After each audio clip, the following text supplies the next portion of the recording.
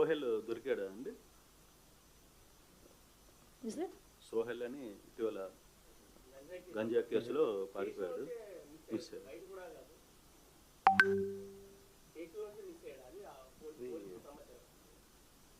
అది సిపి గారు ఆధ్వర్యంలో కొన్ని టీమ్స్ వేశారు, ఆల్రెడీ సెర్చ్ చేస్తున్నారు. సో చాలా సీరియస్గా కేసుని తీసుకోవడం జరిగింది. చాలా పెద్ద స్థాయి వ్యక్తి అని చెప్పి అంటున్నారు కదా, నిజమేనా అది? ఎంత పెద్ద స్థాయి వ్యక్తి అయినా తప్పించుకున్న తర్వాత రీసెంట్గా సబ్బవరంలోనే ఒక ఇలాగ అక్యూజ్డ్ గాంజా కేసులోనే రిమాండ్ ఇచ్చారు. రిమాండ్ ఇచ్చిన తర్వాత అతను తప్పించుకొని వెళ్ళిపోయాడు.